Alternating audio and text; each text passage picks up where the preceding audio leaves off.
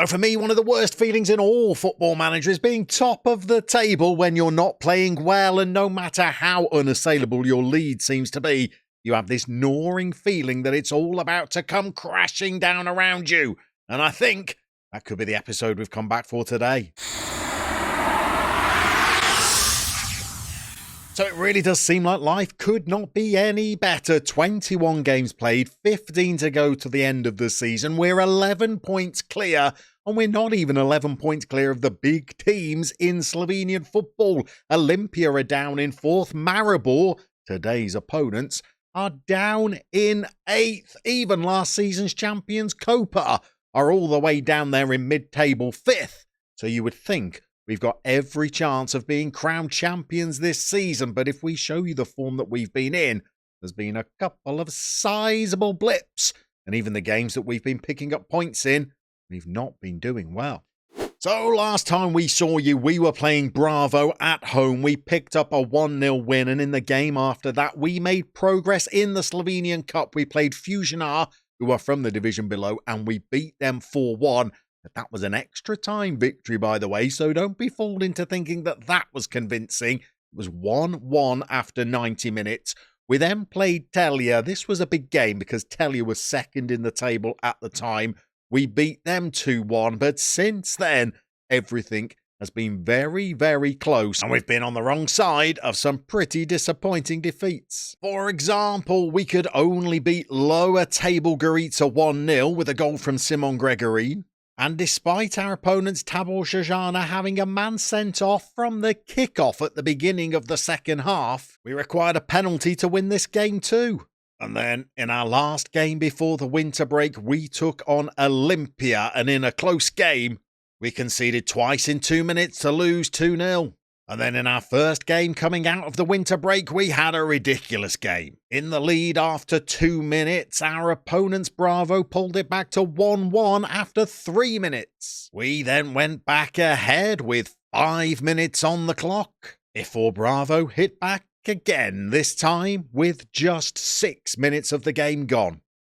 We were ahead at the break as in the 43rd minute Tristan Tiegler restored our lead. But we gave Bravo their third equaliser in the game, and this time it was as late as the 88th minute. And in injury time, well, in injury time, you can guess what happened. Our opponent scored a winner. So we were pretty relieved in our most recent fixture against 9th place Mura to pick up a home win, a 1-0 victory, a much needed one. Otherwise, it could have been 3 games without a win.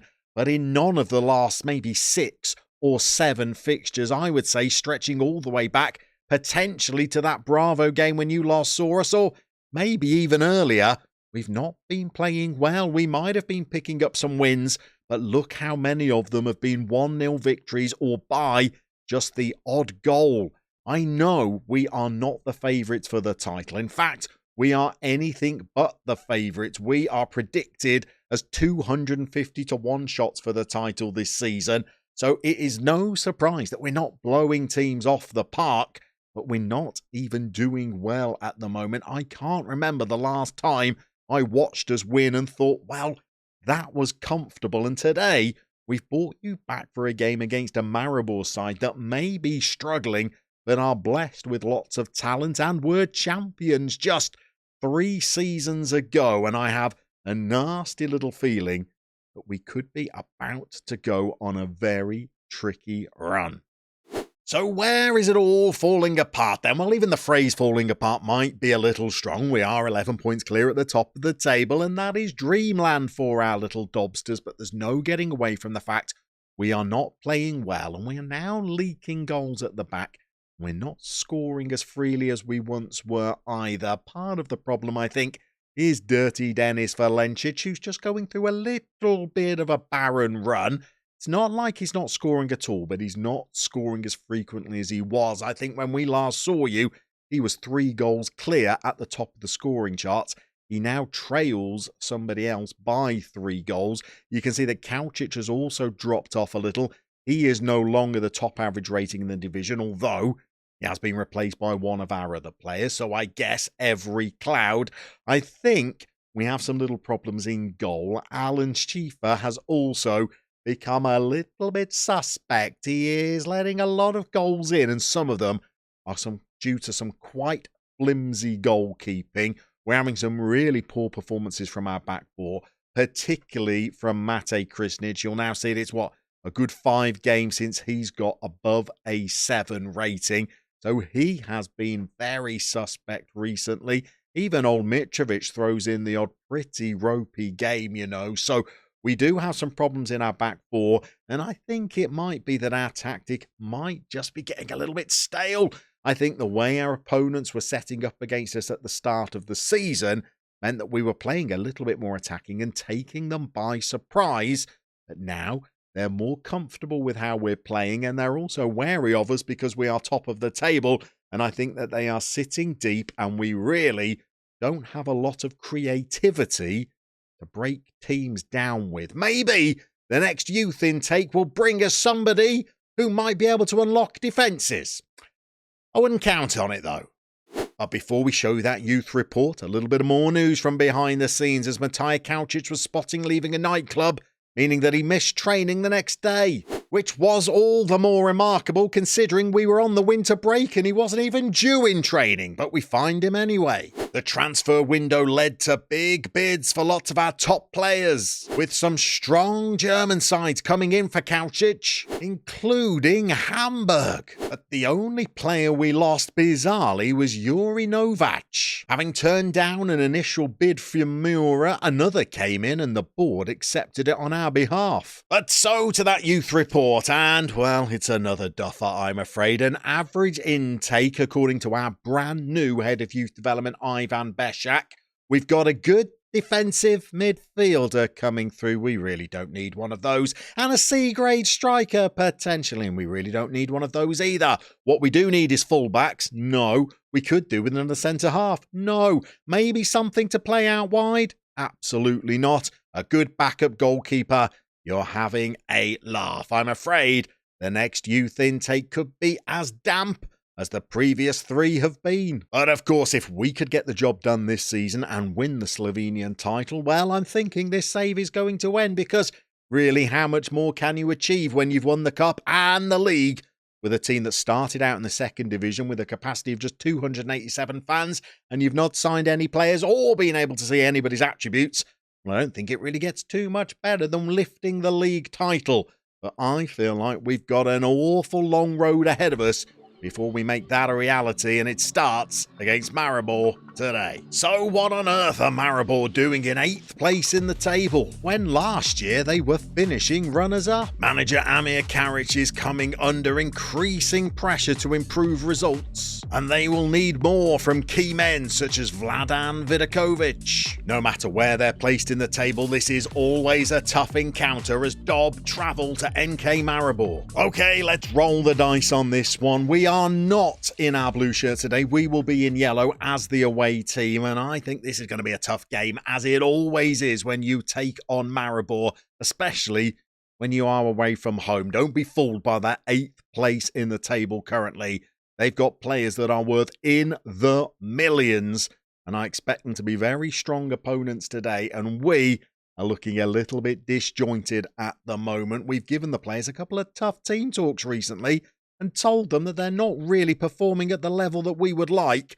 They've not taken it too well, to be honest. I think I need the more softly approach with them, as early in this game, Maribor cross the halfway line and are making their way into our half, and they've got the ball with Pereira over on the right wing. This looks like it's clearly going to be a highlight for our opponents as they break inside our area.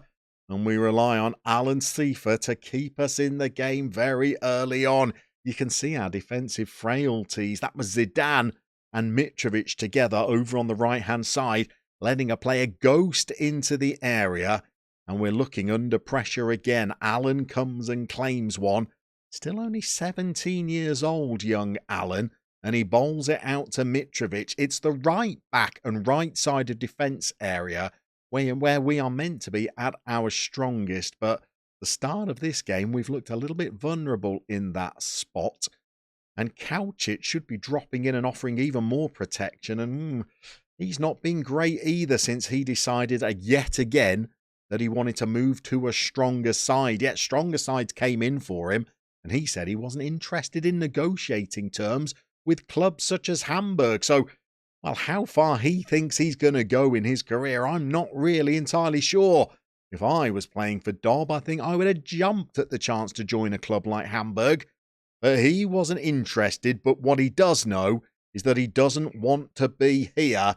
And he's not alone. Ivacic is a little bit unhappy about the bids that came in for him that were rejected, even though they weren't from huge clubs in Europe either. So it looks like that January transfer window has just unsettled our players a little again as we try and make a little attempt on goal in the 15th minute. Here is Ivacic. He feeds Valencic, who has an effort that's charged down. He goes down in the box. The highlight comes to nothing. Our XG is higher than our opponents. This is a more encouraging start to the game than we've made in some of our previous ones. But still, we haven't had an effort on target as we win ourselves a corner. And Kaucic slings it in. Mitrovic can't win it, but the ball falls on the edge of the box. And Ivacic has an effort that clips off a defender. And I think we gave away a foul in the build-up to that anyway. 5 shots now, none of them on target. We need to find a breakthrough. But it hasn't come so far. 6 efforts in that first half, and we've yet to trouble their goalkeeper. Maribor haven't done too much either. It's been another fairly drab game. I don't mind that we've kept it reasonably tight at the back, aside from that early error. But we really could do with a goal going forward. I'm a bit worried about Dirty Dennis, you know. He's pulling a 6.4. He's not been playing well recently. We just told them during half-time that we need to get some efforts on the target.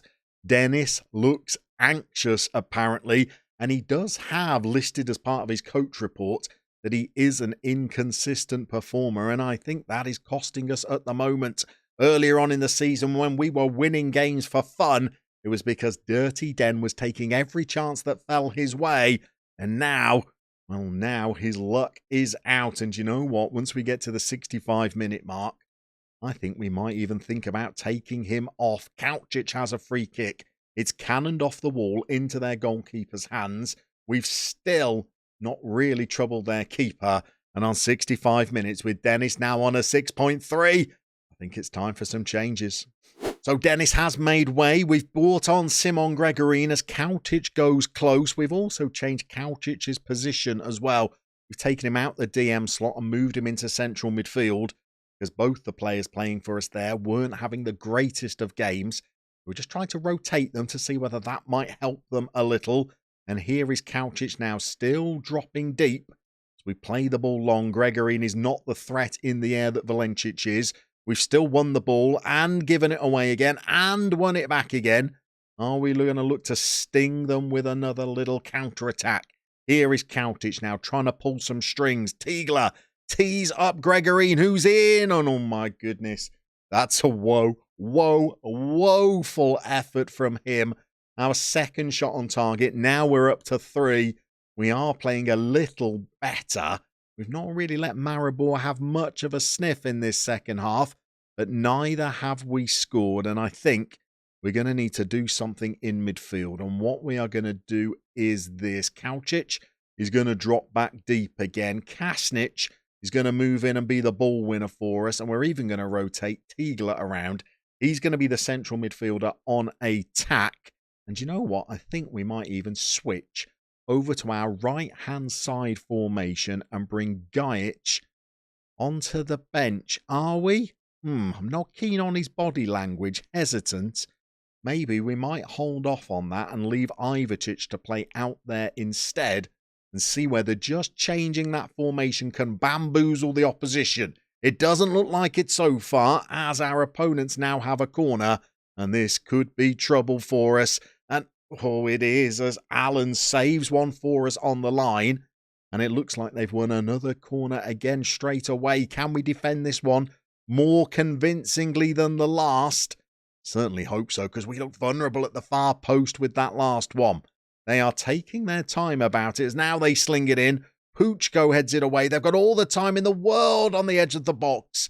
They fire that effort over the bar, but since we made those changes, Maribor have had a couple of chances. We've got 3 minutes of stoppage time.